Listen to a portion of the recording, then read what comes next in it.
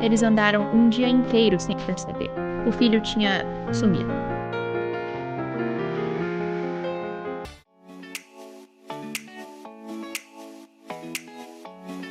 Três dias procurando. Quando o encontraram, ele estava ensinando os maiores mestres de Israel. E eles estavam boquiabertos.